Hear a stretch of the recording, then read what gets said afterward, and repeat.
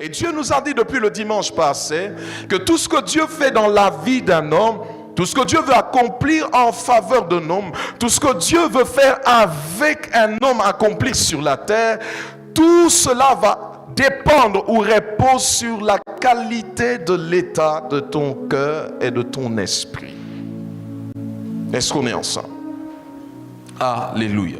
Alors nous avons commencé à dire depuis plusieurs dimanches qu'on a un mandat de libérateur. Dieu nous a suscité pour nos familles. Dieu nous a suscité pour la nation. Dieu nous a choisi pour faire X, pour faire Y, pour remporter des batailles, pour remporter des défis. Mais bien aimé dans le Seigneur, cette victoire que tu obtiens, cet impact que tu auras sur cette terre, bien aimé dans le Seigneur, va dépendre de l'état de ton cœur et de ton esprit. Alléluia. N'avez-vous jamais remarqué que lorsqu'on est proche des personnes, nous sommes impactés soit par leur esprit ou soit par leur cœur, l'état de leur cœur. Quelqu'un dira, j'étais à côté de lui, c'est vraiment quelqu'un de gentil. C'est quelqu'un, quand tu es à côté de lui, il dégage une certaine atmosphère de joie et de bonheur. Alléluia. Quelqu'un te dira, j'étais à côté de lui, c'est quelqu'un de très humble. Au fait, ce qui a fait une impression dans sa pensée, c'est l'état de son cœur qu'il a manifesté à travers son humilité, manifesté à travers sa gentillesse, manifesté à travers sa bonté. Mais que dire lorsqu'on vient dans un cercle comme celui-ci, quand nous sommes proches les uns des autres, sachant que nous avons été renouvelés par le Saint-Esprit, nous sommes aussi impactés par la qualité des esprits des autres. Ce que portent leurs esprits, les grâces qu'ils portent, l'onction qu'ils portent. J'étais à côté de lui, j'avais fait un songe que je n'avais pas compris. Quand je suis venu chez lui, il m'a expliqué le songe. Il y a une telle sagesse dans son esprit. Est-ce qu'on est ensemble? Quand j'étais à côté de lui, il m'a dit les choses que Dieu lui a dit. Le prophétique agissant à travers son esprit a été une bénédiction pour moi. En fait, bien aimé dans le Seigneur, nous sommes bénis ou nous sommes impactés par les autres, ou nous-mêmes nous impactons dépendamment de la qualité de l'état de nos esprits et de nos cœurs.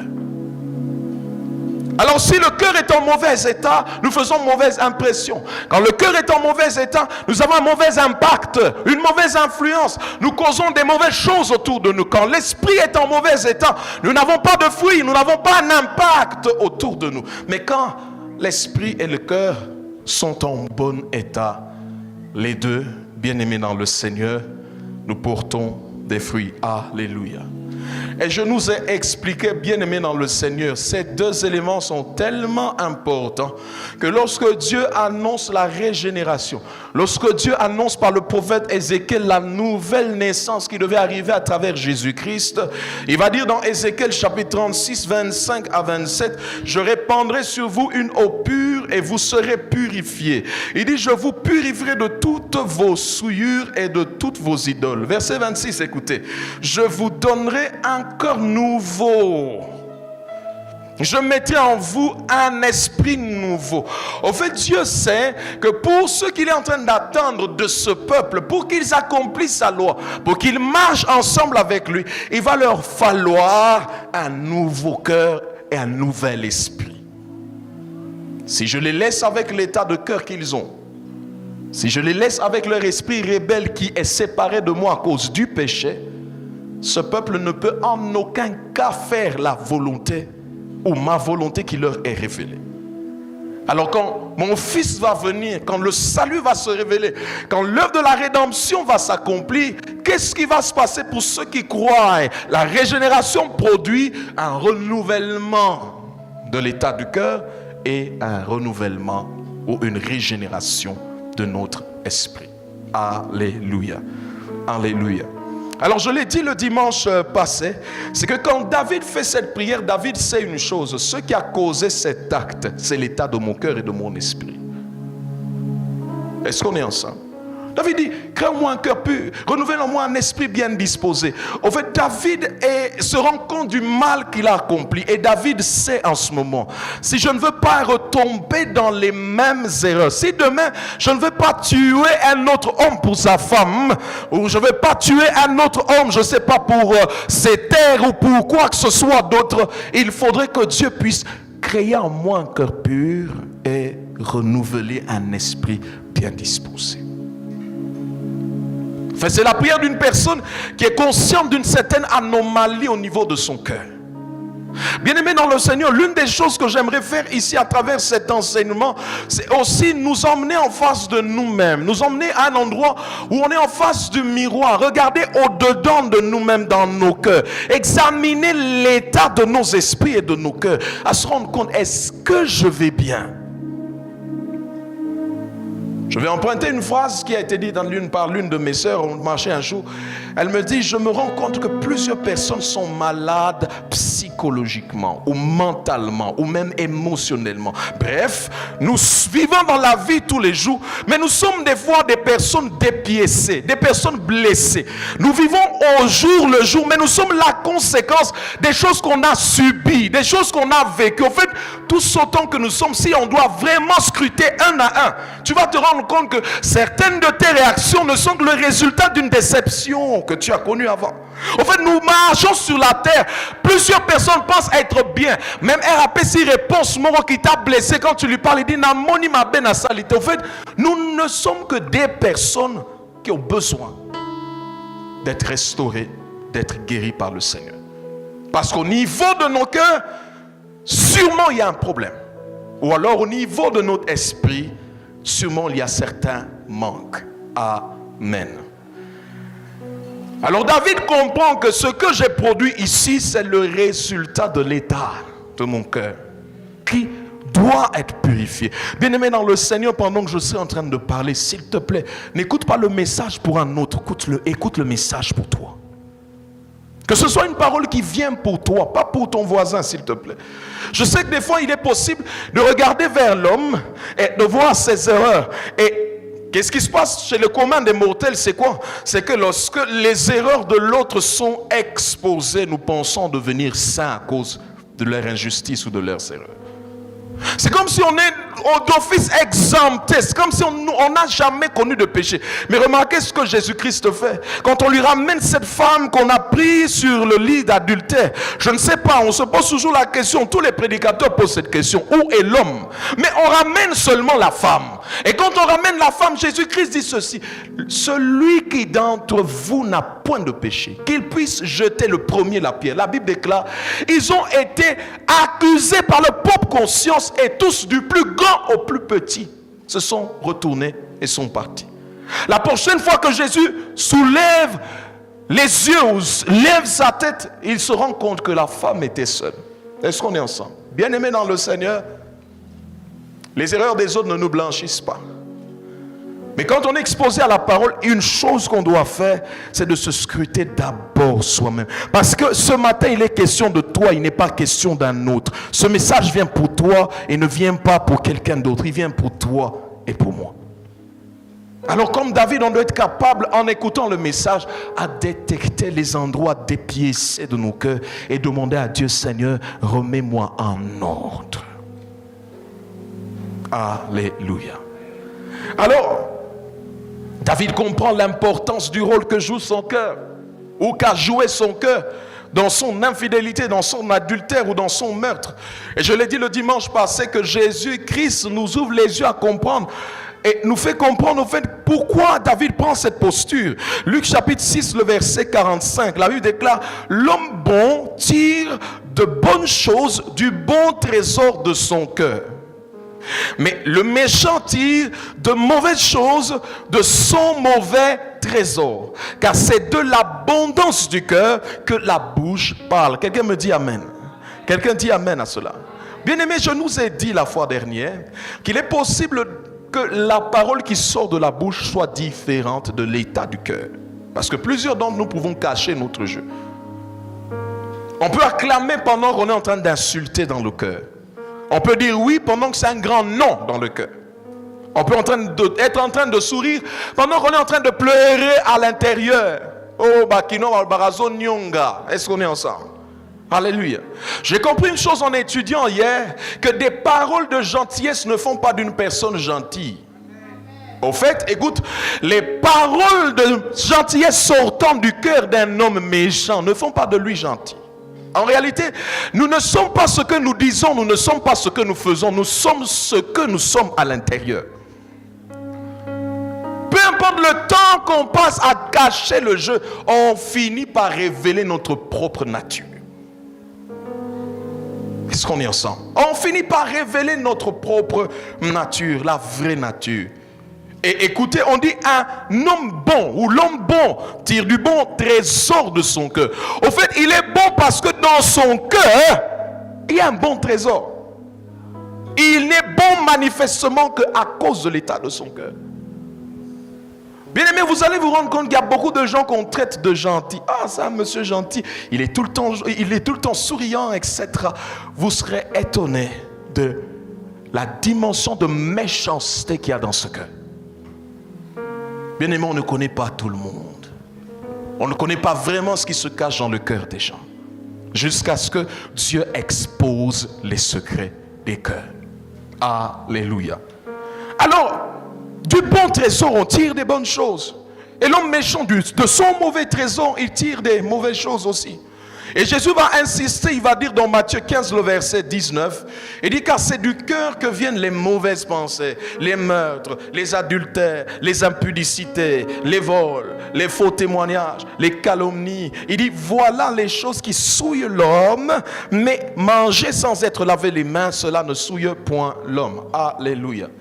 Donc en fait, les meurtres, quelqu'un qui commet l'adultère, quelqu'un qui ment, toutes ces choses que nous voyons visiblement émanent d'une réalité cachée et invisible que j'appelle ce matin, ou que la Bible appelle le cœur. Alléluia. Alors bien aimé dans le Seigneur, tu te rendras compte quand la Bible dit garde ton cœur mieux que toute autre chose. Ça c'est Proverbe chapitre 4 le verset 23. Garde ton cœur plus que toute autre chose, car c'est de ton cœur que proviennent les sources de la vie. Tu te rends compte que tout ce que l'homme manifeste visiblement n'est que la conséquence d'une réalité invisible. Est-ce qu'on est ensemble? Et puisque ce que tu fais extérieurement est le résultat des choses invisibles dans ton cœur, donc il est très nécessaire de savoir comment développer, comment maintenir, comment curer si possible ton cœur et ton esprit. Alléluia. Alors David va prier à Dieu, il va dire Seigneur, crée-moi un cœur pur. Parce que ce que j'ai fait est le résultat de la corruption que j'ai subi au niveau de mon cœur, et ceci est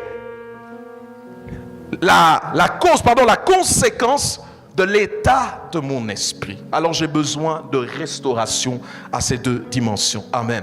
Je vais y revenir très rapidement. J'aimerais qu'on puisse apprendre sur l'homme. C'est quoi l'homme au fait? Qu'est-ce que la Bible dit de l'homme? Quand je parle de l'homme, je parle de l'homme en histoire. On nous disait, quand on écrit homme avec grand H, il n'est pas ici question d'un genre particulier, c'est question de toute l'humanité. Je parle de l'être humain. C'est quoi l'homme selon la Bible? Dans la pensée de Dieu, comment est-ce que Dieu décrit l'homme? Comment est-ce que Dieu parle de l'homme? Pourquoi est-ce que c'est important de comprendre l'homme? Bien aimé dans le Seigneur, parce que la Bible parle de l'homme. La Bible explique ce que Dieu pense de l'homme.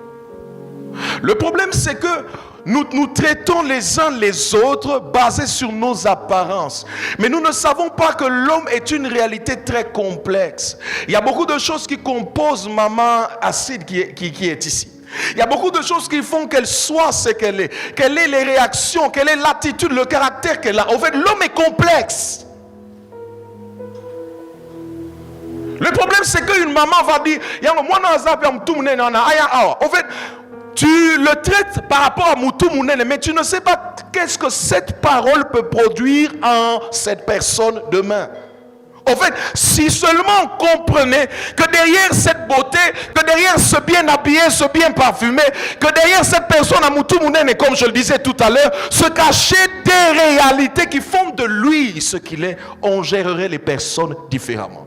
Je crois qu'il est important dans l'église de comprendre ce que Dieu dit de l'homme pour savoir comment être responsable de nous-mêmes, mais être responsable des autres. Bien aimé, tu ne le sais peut-être pas. Le simple fait que Dieu nous a créés, nous a mis les uns à côté des autres, Dieu te fait responsable de l'autre. Parce que cette personne à tes côtés peut être influencée positivement ou négativement par un acte, par une parole qui sort de toi. Il y a des personnes qui ont développé des complexes d'infériorité, à cause de certains abus verbaux. On a tellement insulté, on a tellement dit du mal que cette personne a développé un certain complexe de son propre corps.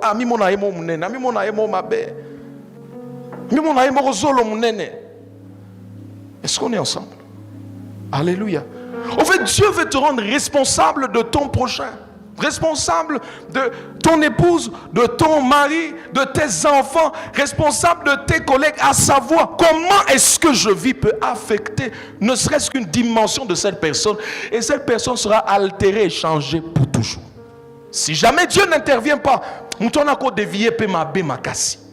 est-ce qu'on est ensemble? Pour ceux qui font la théologie, quand on parle de l'étude de l'homme, il est question de l'anthropologie. Et je crois que c'est une étude, c'est une science importante, même pour le prédicateur, parce que tu ne peux pas prêcher à une entité que tu n'as pas maîtrisée, que tu n'as pas compris. Est-ce qu'on est ensemble? Alors, qu'est-ce que Dieu fait? La Bible déclare que Dieu a créé l'homme à son image et selon sa ressemblance. Genèse chapitre 2, le verset 26 jusqu'au verset 28. Il créa homme et femme. Mais Dieu crée l'homme comment? Essayons de prendre la pensée globale de Dieu dans la Bible. Comment est-ce que Dieu conçoit l'homme? Alors, on a deux courants de personnes ou deux courants de pensée. Deux groupes de théologiens qui conçoivent l'homme de deux manières différentes, basées sur les Saintes Écritures. Il y a ceux qui disent que l'homme est composé en deux, l'homme est divisé en deux. Amen. Est-ce que je peux avoir trois frères, s'il vous plaît? William, mon habitué, il y aura déjà deux personnes ce soir.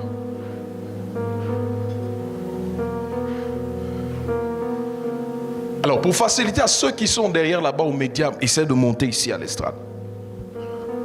Alléluia. Venez, ici derrière. Alléluia.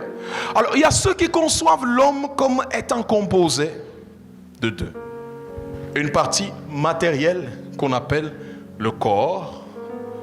Amen. Une partie matérielle qu'on appelle le corps. Mais une partie immatérielle. Une réalité immatérielle, on va dire spirituelle.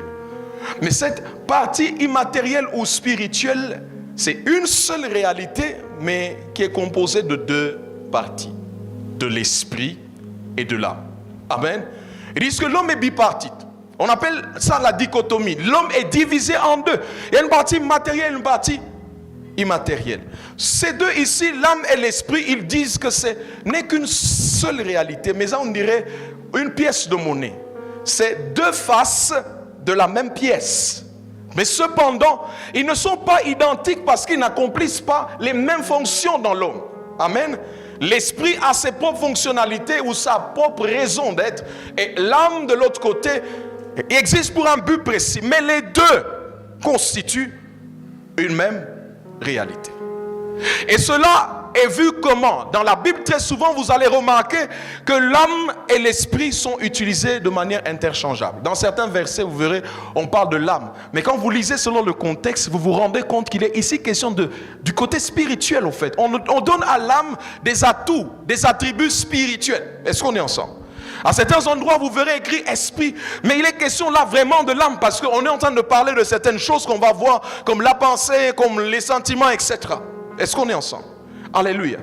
Et ces personnes aussi, vous allez vous rendre compte, ces personnes sont aussi fondées sur le fait que, Jean chapitre 4 par exemple, Jésus-Christ se dit quoi? Il dit que Dieu est esprit, n'est-ce pas? Dieu est un esprit, alléluia. Dieu est un esprit, n'est-ce pas? Mais vous allez vous rendre compte que Dieu manifeste certaines choses qui résident normalement dans l'âme. Dieu s'est mis en colère contre Israël combien de fois? Dieu a regretté de les avoir créés combien de fois? Est-ce qu'on est ensemble?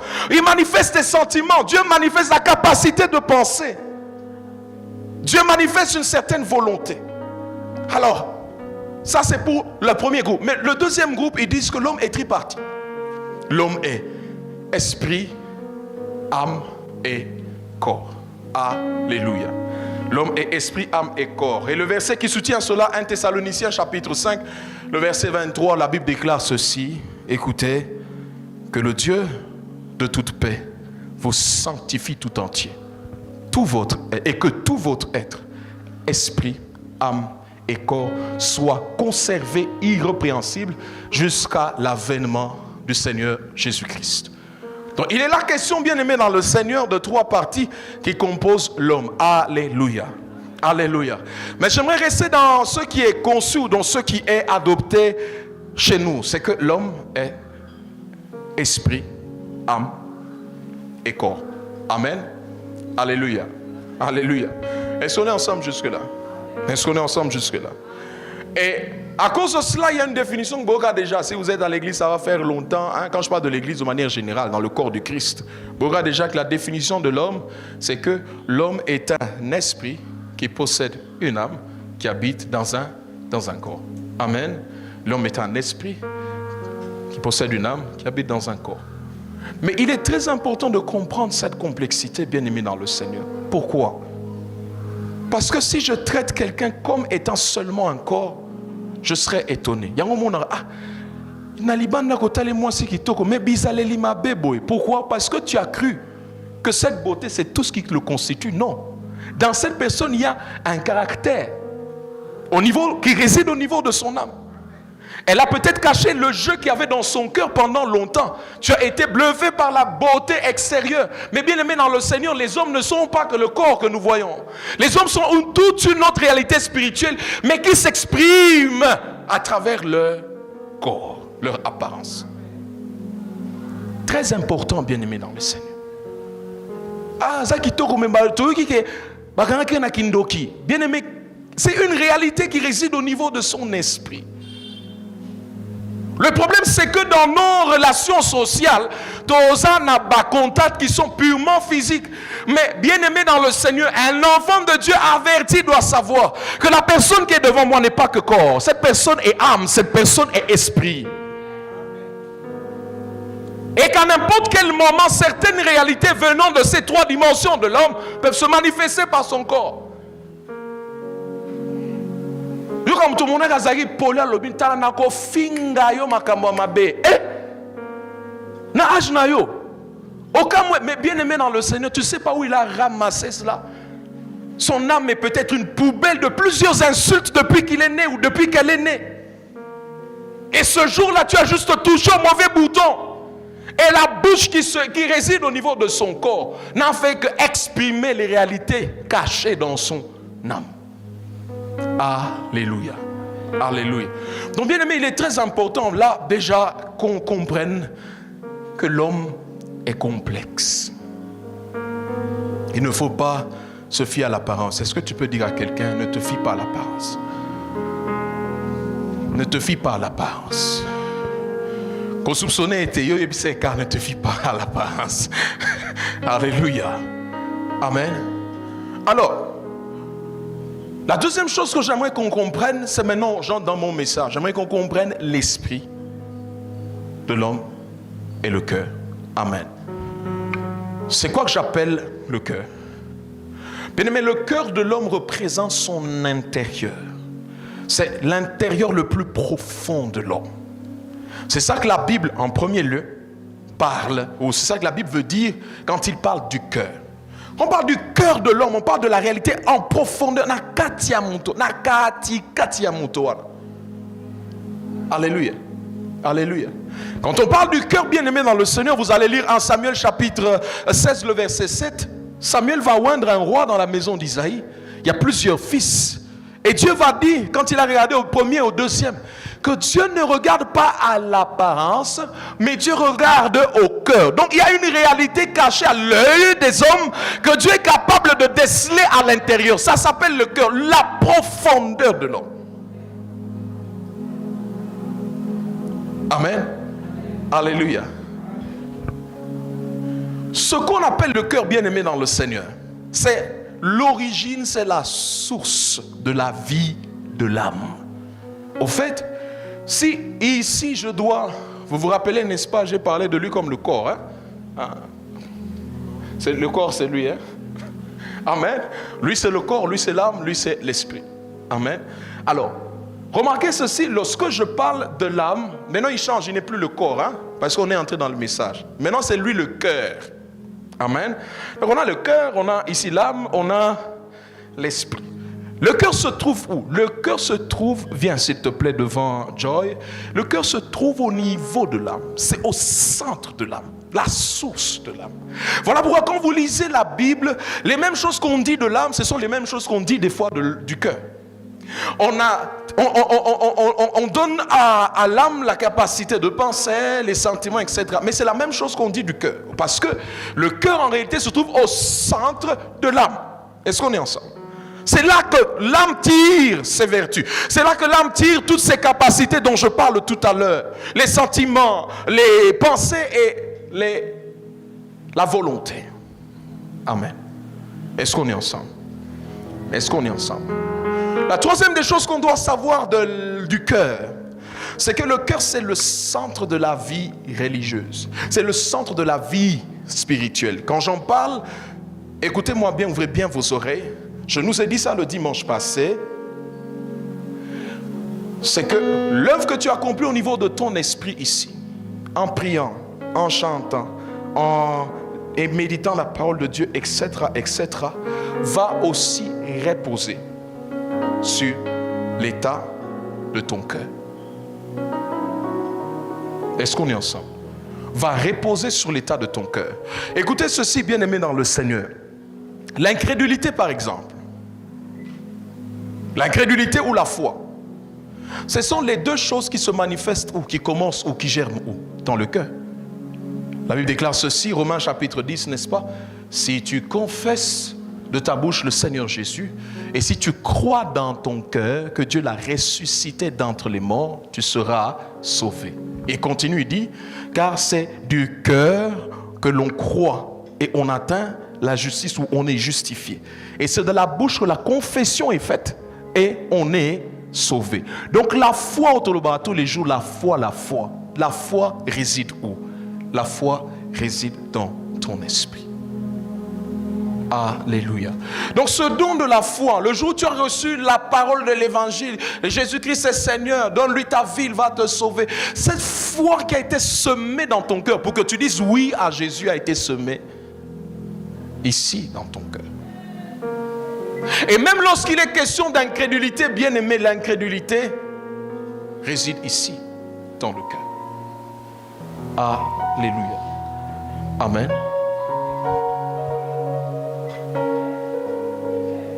Je nous ai dit le dimanche passé que pour obéir à Dieu, pour servir Dieu, pour marcher selon sa volonté, qu'est-ce que l'homme doit faire? L'homme n'applique pas seulement son esprit à le faire. L'homme doit appliquer son cœur à le faire. Esdras chapitre 7, c'est un verset que nous n'avons pas lu le dimanche passé. Esdras 7, le verset 10, écoutez, la Bible déclare, car Esdras avait appliqué son cœur à étudier et à mettre en pratique la loi de Dieu. Donc pour mettre en pratique la loi de Dieu, ce n'est pas que mon esprit qui le fait. Mon âme doit être appliquée à le faire. Pour méditer. Parce que tu n'as pas encore compris, bien aimé dans le Seigneur, que la décision, l'application n'est pas d'abord que Bible. Ton cœur doit être coordonné. Ton cœur doit s'appliquer à cet exercice-là. C'est comme ça que ça commence. Si tu ne l'avais pas encore su, tu le sais aujourd'hui, bien aimé dans le Seigneur.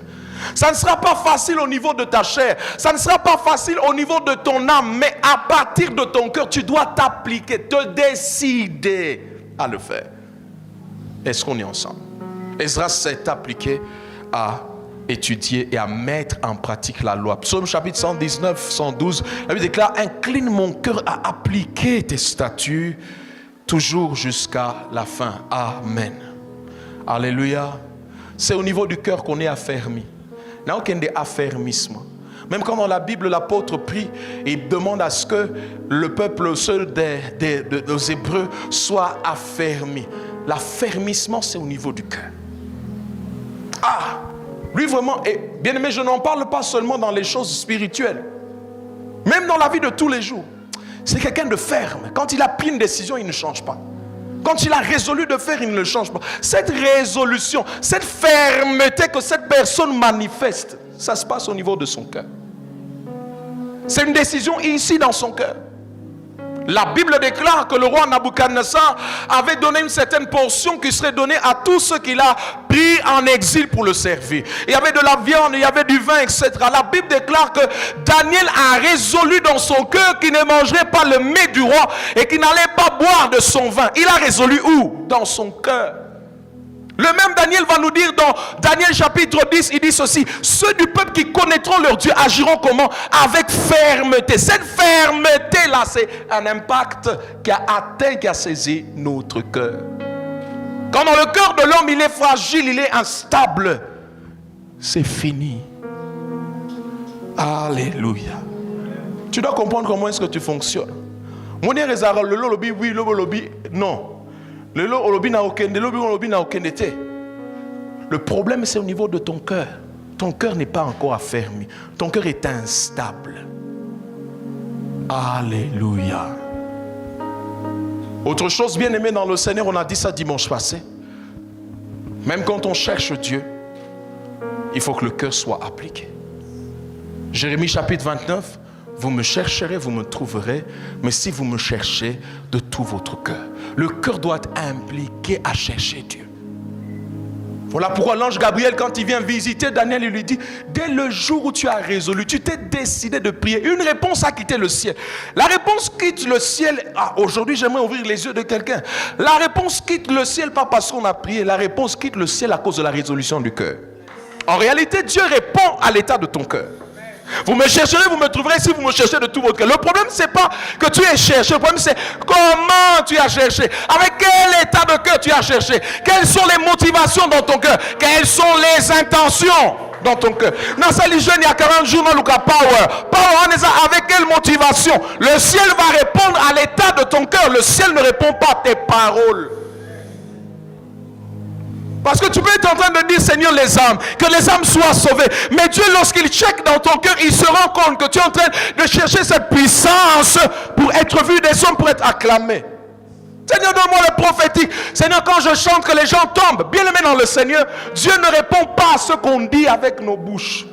Dieu répond au cœur qui parle et qui s'exprime à travers la bouche. Et bien aimé, retenez ceci, on peut cacher notre jeu aux hommes. Dieu, on ne ment jamais à Dieu. On ne ment jamais à Dieu.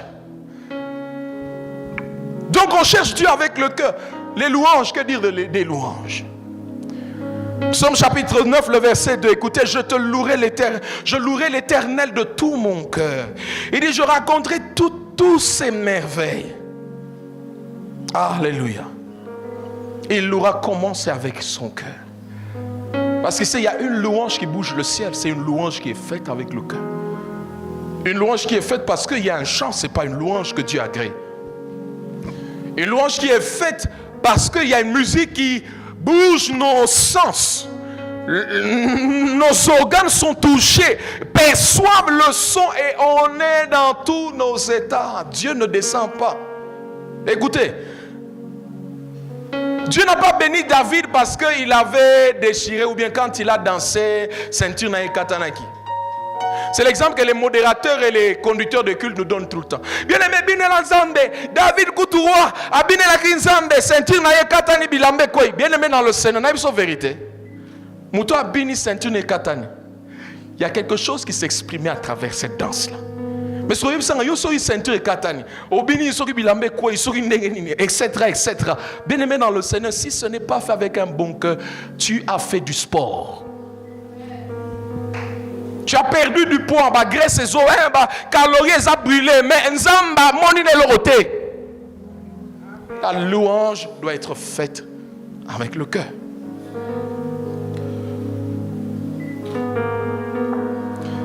Les offrandes. Psaume chapitre 54, le verset 8, la Bible déclare: je t'offrirai de bon cœur des sacrifices et je louerai ton nom, ô Éternel, car il est favorable. Les offrandes sont données de bon cœur. Paul dit dans 2 Corinthiens chapitre 9, il dit que chacun donne selon qu'il a résolu dans son cœur. C'est une résolution du cœur. Pourquoi je le fais? Combien je veux donner à Dieu? Pourquoi est-ce qu'il, pour quelle raison? Pourquoi quoi que j'ai vu dans ma vie, on a la offrande. Les offrandes sont agréées à cause de l'état du cœur. Alléluia.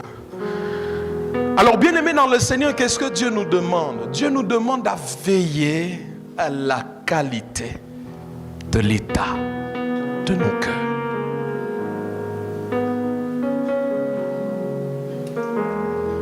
Quand j'ai une conversation avec quelqu'un, c'est avec quel état de cœur? Quand je prie, c'est avec quel état de cœur? Quand je donne mon aide à quelqu'un, c'est avec quel état de cœur? Quand je prie, c'est avec quel état de cœur? Quand je sers à l'église, c'est avec quel état de cœur? Je vais évangéliser, c'est avec quel état de cœur? Dieu veut que chacun de ses enfants, pour avoir des résultats, bien aimés, dans cette partie du ciel, dans cette partie, dans cette sphère, dans cette réalité de Dieu, le cœur doit être impliqué. Mais ça doit se faire de tout cœur et de bon cœur. Alléluia. Tu as bien mon téléphone numéro Nekoti. Il y a plus de soucis. Allô. Bonjour, bonjour. En fait, Moutoua Bayaki. Téléphone. Des fois, je vous dis, je ne mens pas, c'est un exemple pratique et vrai que j'ai, c'est par expérience. Des fois, tu as le lobby. Oh, mais où tu Bayaki ba Bengio. Bien aimé dans le Seigneur, on peut mentir à tout le monde, on ne mentira jamais à Dieu. Dieu demande à ce que nos relations avec les hommes soient faites de bon cœur. Le cœur doit être impliqué dans ce qu'on est en train de faire. La vie regarde que ton oui soit oui, que ton non soit non. Parce que l'hypocrisie est ça, mabé.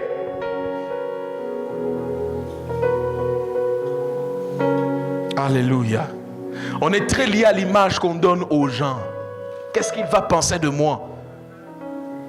Et à cause de ça, on est prêt à tout. Mais en réalité, je vais courir. Donc le cœur doit être bon, le cœur doit être pur, le cœur doit être entier, donné à Dieu.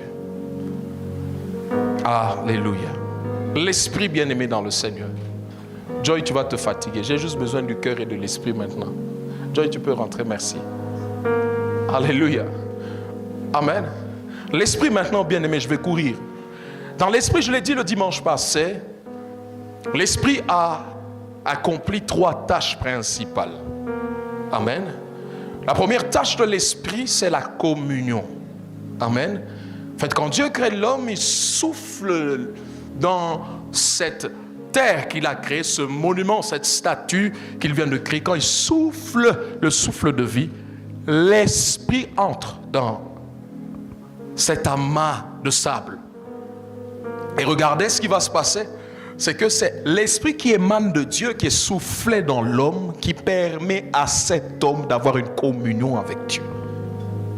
Sans cette partie de Dieu insufflée dans l'homme, l'homme n'a pas de communion, on ne peut pas avoir de relation avec Dieu.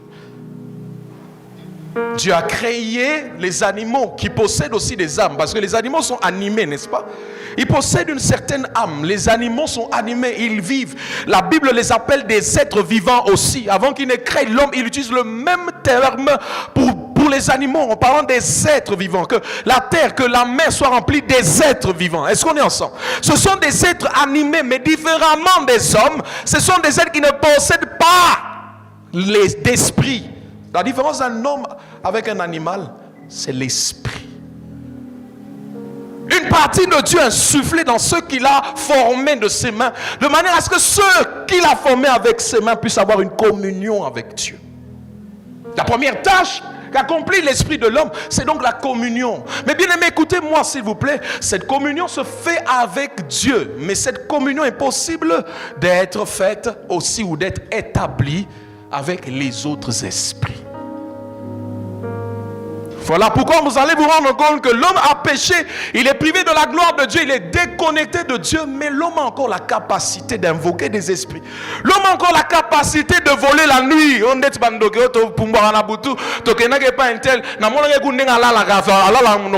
Est-ce qu'on est ensemble? C'est avec son esprit humain qu'il est capable de faire cela. Parce que cet esprit a été créé pour œuvrer dans la dimension spirituelle. Amen.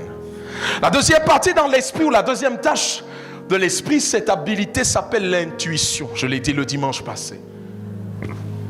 L'intuition, c'est la capacité dans l'esprit de l'homme à connaître premièrement Dieu.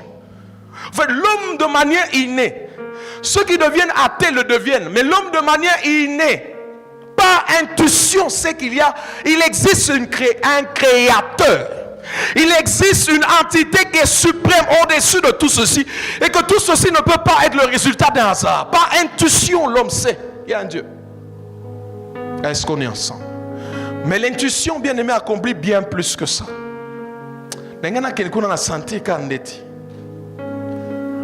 Amen. C'est une chose qui est très développée chez les femmes. Pardonnez-moi. J'ai vécu auprès d'une mère. Aujourd'hui, ça fait autant de temps que je suis marié. Amen. Juste quelques mois. Disons ça comme ça. Amen. Et je sais par expérience, quand elle dit ne va pas, pardon, ne va pas. Elle ne pourra pas expliquer pourquoi est-ce qu'elle a dit. Je ne sais pas le nombre de fois où celle qui est devenue mon épouse aujourd'hui, quand elle me disait, cette fille-là qui t'a dit bonjour, je ne la sens pas. 2 jours, 3 jours après, aucun message moi bizarre, est-ce qu'on est ensemble?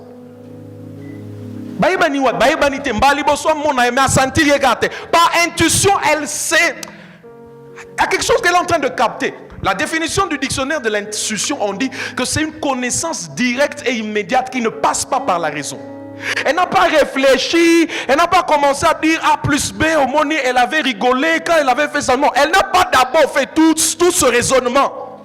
Par intuition, elle connaît juste. C'est pas une bonne personne. Même avec les hommes, j'avais un ami. Aujourd'hui, je le considère juste comme une connaissance. J'ai été invité dans une église en Inde d'une prophétesse indienne. Je suis arrivé très en retard à cause de cet ami-là. Et elle ne faisait que me dire, fais attention avec ce gars. J'ai fait un rêve où on devait aller quelque part, mais tu es arrivé en retard. Bien aimé, c'est arrivé. Je suis arrivé très en retard. Programmé pendant 16h, il faut vous à 17h, je suis arrivé à 18h30. Et ce n'était pas le seul ou le premier retard. J'ai connu avec lui 2 ou 3 retards comme ça que je regrette de toute ma vie. Après cette intervention dans cette église, je suis resté en Inde encore 1 ou 2 ans encore de plus. Mais cette prophétesse, apostole, thank you. As you envelope, après ce qu'il t'appelle Singa. Mais dans mon thème, je ne sais ce soir. Une porte a été fermée comme ça. Bien aimé dans le Seigneur, l'intuition est une réalité vraie que tous les êtres humains partagent. Mais des fois, on ne dit pas attention. Parce que ce que tu ne sais pas, c'est que le monde spirituel communique avec toi par cette habilité de ton esprit, ton intuition. Le prophétique fonctionne comment? Par l'intuition dans l'esprit de l'homme. C'est cette partie de lui qui capte. En fait, visionner l'intuition comme antenne mounène et un canal plus. Un récepteur des signaux qui peuvent soit venir de Dieu, soit venir du diable, ou soit venir des esprits humains autour. Alléluia. Et en fin de compte, il y a ce qu'on appelle la conscience dans l'esprit de l'homme. La conscience, c'est quoi, bien-aimé dans le Seigneur? La conscience, c'est le juge qui existe dans l'homme. C'est la partie dans l'esprit de l'homme qui différencie entre le bien et le mal. C'est la partie au-dedans de toi qui juge tes actions, qui te dit quand tu es dans la bonne voie ou dans la mauvaise voie. C'est la partie de toi qui ne te laisse pas tranquille quand tu as fait quelque chose de mal, tu sens que tu es mal à l'aise. C'est la conscience. Est-ce qu'on est ensemble? C'est la conscience. Mais bien aimé, aujourd'hui, j'aimerais ouvrir une porte à ce que je vais dire tout à l'heure.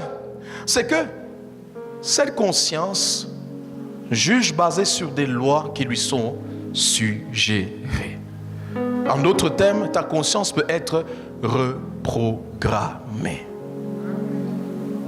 Tu peux être programmé dans ta conscience que au salamabe, au rasu mabe te na katamtem. On est l'homme maintenant quand c'est ça mabe, du haut de cette chair. Si on a eu 9 mois, on a prouvé par A plus B. Qu'en réalité, ça m'a bêté. Sensation maintenant yoga, na mutema ke loko za mabe et kima. Et comme à ce salaire, tu es très à l'aise. Tu n'as pas un manque de paix. Pourquoi? Parce que on a conditionné ta conscience à penser dans cette direction-là. Yangwa a bien aimé dans le Seigneur. Moi, je ne crois pas. En tout cas, pour celui qui est né de nouveau, il n'y a pas que la conscience. Il y a la parole de Dieu et le Saint-Esprit qui doivent être la voie par laquelle nous jugeons nos actes. Parce que tu peux avoir vécu toute ta vie pensant que cette chose est bonne. Et que même quand tu es venu en Christ, tu ne sens pas un certain jugement dans ton intérieur. Mais ce n'est pas pour autant que tu es justifié. J'aime ce que Paul dit. Écoutez, 1 Corinthiens 4, le verset 3. La Bible déclare ceci. Pour moi, il m'importe peu d'être jugé par vous ou par un tribunal humain. Écoutez, je ne me juge pas non plus moi-même, car je ne sens aucune culpabilité. Le verset 4, il dit ceci. Mais ce n'est pas pour cela que je suis justifié. En d'autres termes, je ne sens aucune culpabilité dans mon cœur. Mais ce n'est pas pour autant que je suis justifié. Parce qu'en réalité, à part le jugement basé ou reposant, résidant dans ma conscience, bien aimé dans le Seigneur, il y a un juge au-dessus. Écoutez, il le dit. Il dit, mais ce n'est pas pour cela que je suis justifié. Il dit, celui qui me juge, c'est le Seigneur. Donc au-dessus de ma conscience, qui réside dans mon esprit, qui peut être programmé, qui peut recevoir des suggestions du monde extérieur, il y a le Seigneur. Alors bien aimé,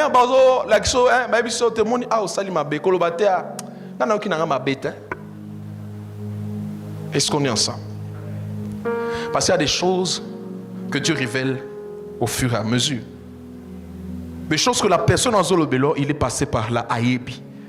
Des fois, Dieu l'a juste utilisé pour te faire savoir que l'eau est arabiente.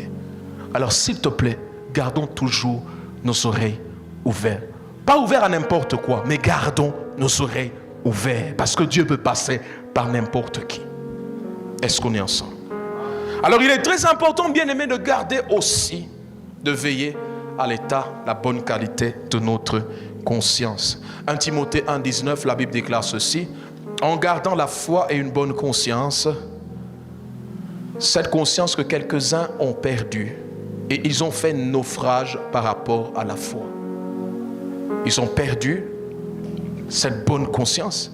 Et à cause de la bonne conscience perdue, qu'est-ce qui se passe?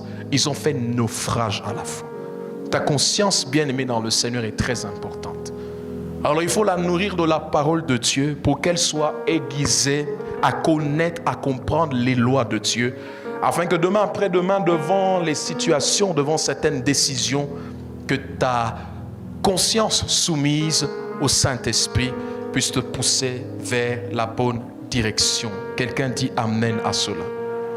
Romains chapitre 12, le verset 11. Romains 12, le verset 11, la Bible déclare: ayez du zèle et non de la paresse. Écoutez, soyez fervents d'esprit, servez le Seigneur. Soyez fervents d'esprit. Nous avons parlé du cœur. On a dit que le cœur doit être pur, le cœur doit être bon, le cœur doit être entièrement donné à Dieu. Mais concernant l'esprit, Paul nous dit ceci: soyez fervents d'esprit. L'esprit d'un enfant de Dieu qui est né de nouveau doit être fervent. Quand on parle de la ferveur, le mot grec ici parle d'un esprit bouillonnant. Un esprit qui bouillonne, un esprit vivant, animé, actif. Est-ce qu'on est ensemble? Une fois que ça s'arrête de bouillonner ici, il y a beaucoup de choses qui entrent dans ta vie. La mauvaise sensation que je n'aime pas dans ma vie, c'est de sentir que je n'ai pas le contrôle sur ma journée. De sentir que je commence à subir la journée. Je commence à subir les programmes des autres. Je commence à subir mes humeurs. Je commence à subir. Je commence à sentir, on dirait que je ne suis pas connecté. Je n'arrive pas à entendre, je n'arrive pas à comprendre, etc. C'est la pire des sensations que je ne supporte pas. Est-ce qu'on est ensemble? Parce que mon esprit doit être bouillant, chaud bouillant. Mon esprit doit être vivant. Parce que ma mission de libérateur, je deviens une bénédiction, pas seulement à cause de la pureté de mon cœur, pas seulement avec la pureté ou l'entièreté, la bonté de mon cœur, mais aussi à cause de l'activité de mon esprit. Mon esprit doit être bouillant. Mon cœur bon, mon esprit bouillant. Est-ce qu'on est ensemble? Est-ce qu'on est ensemble? Voilà l'état dans lequel Dieu te veut et Dieu me veut.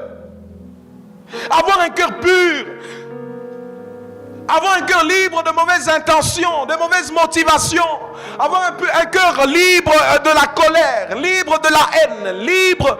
Bien, vous savez, il y a beaucoup de gens, il faut battre un signe, il y a objet, ou je ne sais pas moi, produit inflammable. Pour bango so allumette ou te au bon mana déjà mais milingaka allumette on est l'équipe qui a pembeni pouf appeli motoaziki. Banyo silka banyo s'enflammer. Moi nous ouvrons tellement là sin m'a commis 6600 volts danger de mort. Les personnes avec des cœurs facilement irritables. La Bible dit ceci, la colère de l'homme n'accomplit pas la volonté de Dieu. Il est impossible d'accomplir la volonté de Dieu en étant en colère.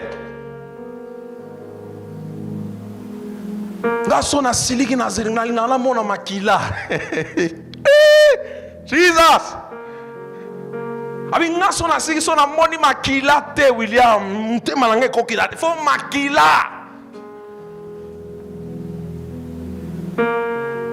Alléluia. Attention, 6600 volts, objet inflammable. Est-ce qu'on est ensemble? Des personnes qui gardent les offenses dans le cœur. Vous savez, je ne sais pas si vous avez déjà vécu ça dans votre vie, ou je ne sais pas, au travail, etc. Il y a des personnes, quand tu es aux côtés d'elles, vous regardez même son regard, c'est comme s'il est en train de vous scruter. En fait, il cherche l'offense partout. Et c'est le genre de personne qui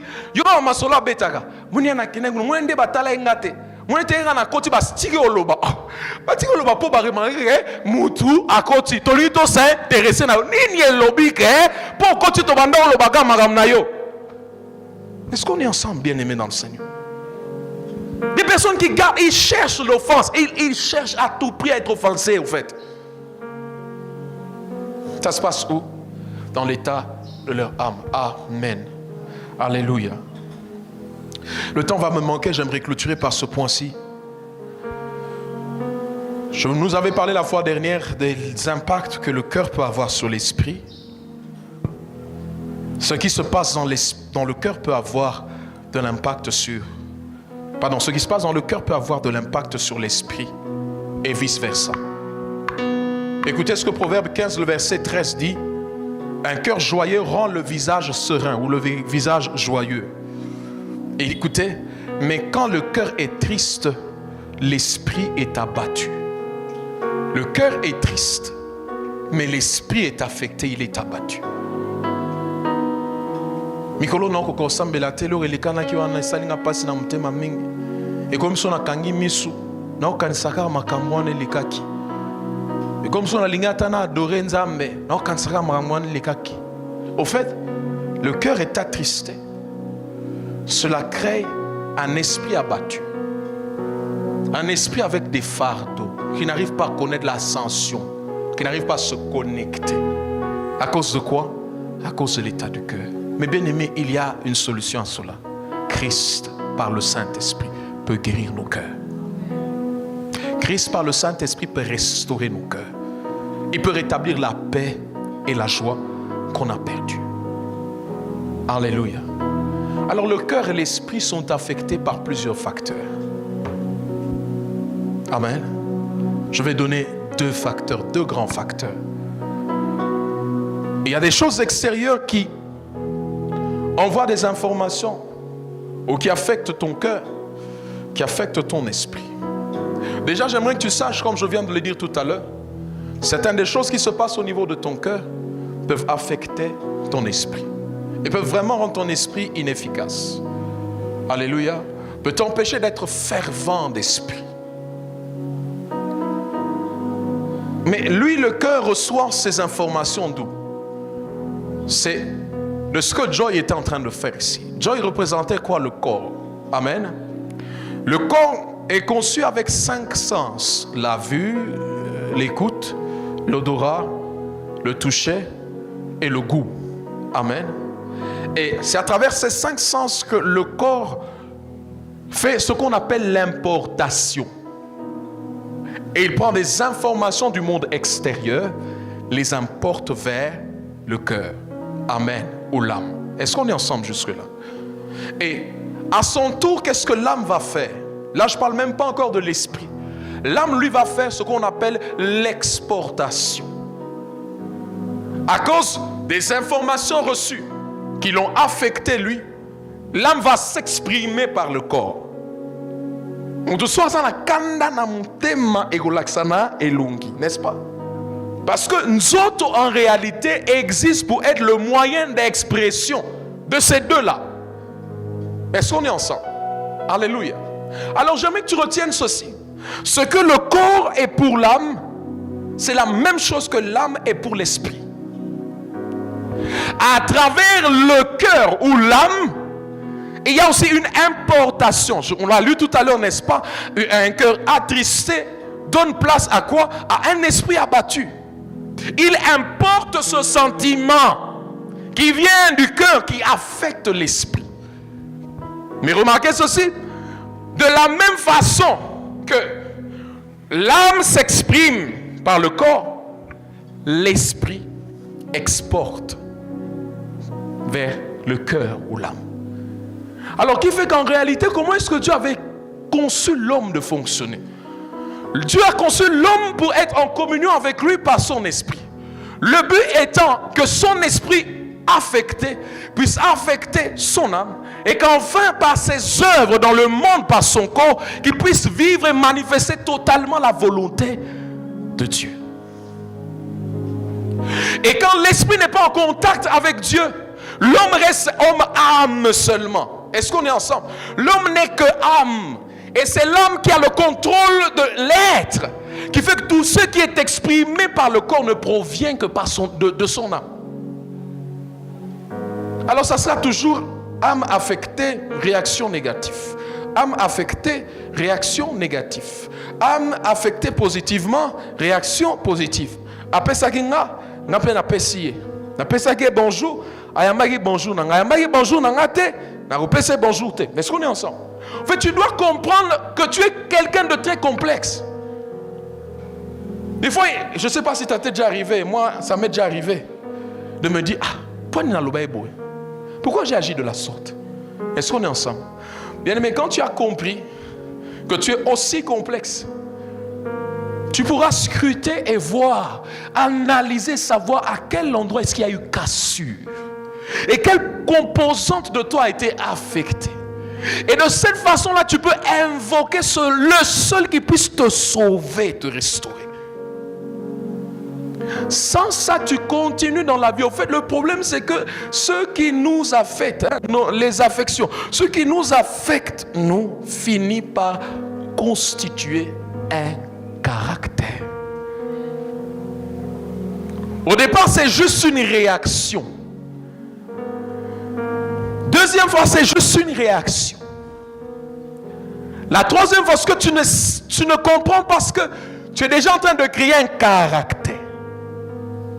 Et ce caractère va se manifester par les attitudes et les actions que tu poses et que tu présentes tous les jours.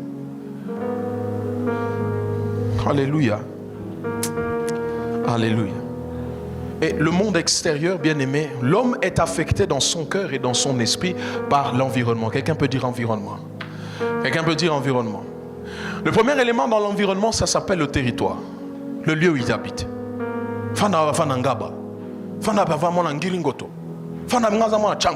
Est-ce qu'on est ensemble? La constitution de ton cœur, des choses qui se passent dans ta pensée, dans tes émotions, etc., tes sentiments, dans ta volonté, les choses qui peuvent aussi se passer au niveau de ton esprit, est-ce qu'on est ensemble? Sont dictées par le territoire dans lequel tu habites. Par rapport au monde en bango, bana gombe, baza ma façon ba vivaka. Ba bisinga ke bana poto pe bana ndeng na ba mo ba vivaka. Donc le territoire est en train d'affecter, n'est-ce pas? Alléluia. Alléluia. On appelle ça quoi la culture? Est-ce qu'on est ensemble? Créer une culture, un style de vie. Mais toujours dans l'environnement, il y a un autre élément, dans le territoire, un autre élément à ne jamais oublier, bien aimé dans le Seigneur. Il y a certaines choses qui se passent dans ton cœur, qui se passent dans ton esprit, qui sont le résultat de l'esprit qui gouverne dans ce territoire. Parce que dans un territoire, il y a des esprits. Alléluia. Dans un territoire, il y a des esprits. Et les hommes deviennent des corps à travers lesquels sont exprimées les attitudes, les caractères de ces esprits-là. Est-ce qu'on est ensemble? Courons un peu plus vite. Dans l'environnement, il y a ce que j'appelle l'entourage. Ton cœur, ton esprit sont affectés par ton entourage. Quand je parle de l'entourage, je parle de ta famille immédiate. Je parle de tes amis. Je parle des collègues de classe, du boulot. Je parle des voisins, le voisinage, etc. Ces personnes peuvent être aussi à la base de quelque chose qui est en train de résider dans ton cœur. En fait, ils ont un caractère moraux. Il y a quelque chose qui se passe dans ton cœur qui est le résultat de comment est-ce que ton père ou ta mère t'a traité quand tu avais 8 ans, quand tu avais 6 ans. L'entourage affecte le cœur, affecte l'esprit de l'homme. Amen. Alléluia. Et toujours dans l'environnement, bien aimé dans le Seigneur, il y a ce que j'appelle les médias. Quelqu'un peut dire les médias? Quelqu'un peut dire les médias? Quelqu'un peut dire les médias et... Alléluia. Dans ton entourage, il y a ce qu'on appelle les médias. Les médias, je parle de la télé, je parle de la radio, je parle des réseaux sociaux et que sais-je encore qui peuvent constituer un média ou les médias. Toutes ces choses-là ont une influence sur ton cœur et sur ton esprit. Est-ce qu'on est ensemble? Je voulais expliquer quelque chose ici. Quand vous regardez dans les réseaux, vous regardez le monde, vous pensez, ou nous pensons tous, n'est-ce pas, que l'être humain est en train d'évoluer. Il va vers un niveau élevé d'intelligence et de sagesse, n'est-ce pas? À travers les inventions, le développement. Ça, c'est notre vue d'homme. Mais si Dieu nous prêtait ses yeux, qu'est-ce qu'on va remarquer? Que l'homme est en train de baisser, il devient de plus en plus fou et éloigné de Dieu. Est-ce qu'on est ensemble? Ça, c'est deux sortes de vues. Et les médias, qu'est-ce qu'ils font? En fait, les médias étant à la merci de celui qu'on appelle le prince de l'air, les médias sont en train de présenter une humanité qui est en train de faire quoi? De monter, d'aller vers ses meilleures années, l'apogée. Est-ce qu'on est ensemble? Une civilisation, une humanité qui ignore son créateur est folle. C'est le déclin total. Mais deuxièmement, les médias éliminent le facteur Dieu, placent l'homme au centre de tout. Et c'est la chose qui a été faite au jardin d'Éden. Dieu sait que si tu manges de ce fruit, tu deviendras comme Dieu. En d'autres termes, tu n'auras plus besoin de Dieu parce que tu deviens un Dieu aussi, sachant le bien et le mal. En d'autres termes, capable de choisir pour toi-même ce qui est bien et ce qui est mal.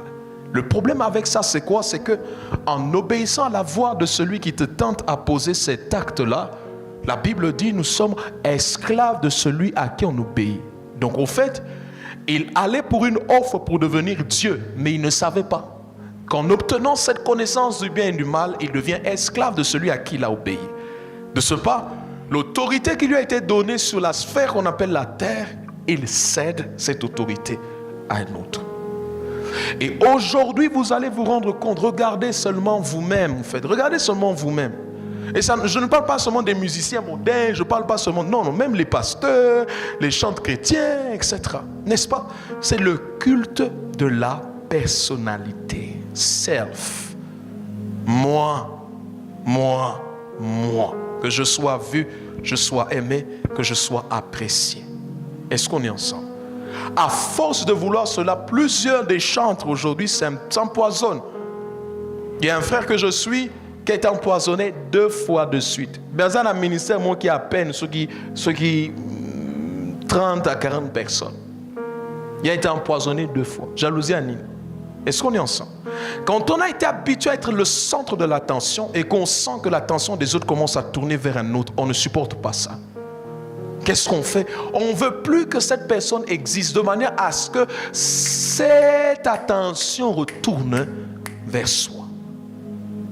Les empoisonnements, les attaques, les insultes, ce soudain besoin de toujours paraître comme celui qui connaît tout, celui qui maîtrise tout, celui qui a maîtrisé les choses et que c'est vers toi que tout le monde va se tourner. Bien-aimé dans le Seigneur, c'est un danger même dans l'église.